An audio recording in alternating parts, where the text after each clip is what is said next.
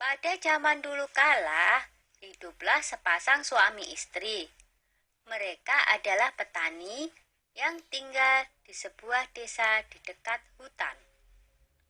Mereka hidup bahagia. Sayangnya, mereka belum dikaruniai seorang anak. Setiap hari mereka berdoa kepada Yang Maha Kuasa agar segera dikaruniai seorang anak.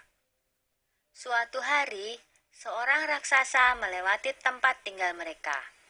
Raksasa itu kemudian memberi sebuah biji mentimun. Tanamlah biji ini. Nanti kau akan mendapatkan seorang anak perempuan, kata raksasa.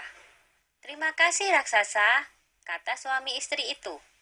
Tetapi ada syaratnya. Pada saat usianya 17 tahun, kalian harus serahkan anak itu kepadaku, saut raksasa. Tanpa pikir panjang, mereka segera menerima biji itu dan menyetujuinya. Suami istri itu kemudian menanam biji mentimun itu. Setiap hari mereka merawatnya dengan baik. Beberapa bulan kemudian, tumbuhlah sebuah mentimun yang berwarna keemasan. Buah mentimun itu semakin lama semakin besar dan berat. Ketika masak, mereka memetiknya.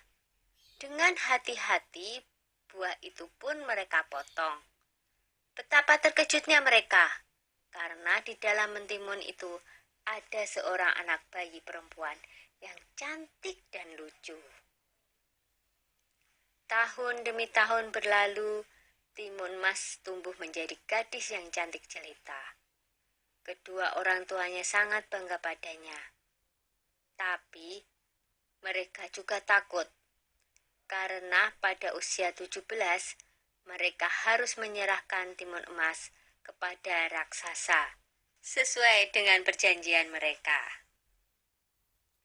Ketika timun emas berumur 17 tahun, si raksasa datang. Pak Tani berkata, "Tunggulah sebentar, timun emas sedang bermain. Istriku akan memanggilnya." Lalu ia segera menemui anaknya.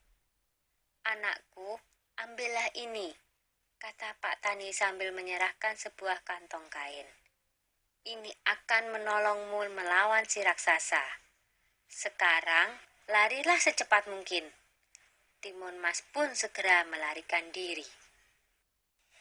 Raksasa segera berlari mengejar Timun Mas. Raksasa semakin dekat. Timun Mas segera mengambil segenggam garam dari kantong kainnya. Lalu, garam itu ditaburkannya ke arah raksasa. Tiba-tiba, muncullah sebuah laut di depan raksasa. Dia terpaksa berenang dengan susah payah. Timun Mas berlari lagi, tapi kemudian raksasa berhasil mendekatinya. Timun Mas kembali mengambil benda ajaib dari kantongnya dan dilemparkannya ke arah raksasa. Seketika muncullah pohon dengan ranting dan duri-duri tajam menghalangi si raksasa. Raksasa berteriak kesakitan. Tapi raksasa itu sungguh kuat dan terus mengejar Timun Mas. Maka Timun Mas pun mengeluarkan benda ajaibnya yang ketiga. Ia menebarkan biji-biji mentimun ajaib. Seketika itu pula, tumbuhlah kebun mentimun yang sangat luas. Sampai akhirnya, Timun Mas melemparkan benda ajaib terakhirnya, yaitu segenggam terasi udang yang berubah menjadi danau lumpur yang sangat luas. Raksasa itu akhirnya terjerembab di danau lumpur itu dan tak bisa lolos lagi. Timun Mas selamat dari kejaran raksasa. Timun Mas pun kembali ke rumah orang tuanya. Ayah dan ibunya sangat senang melihat Timun Mas berhasil selamat. Sejak saat itu, mereka hidup bahagia bersama-sama.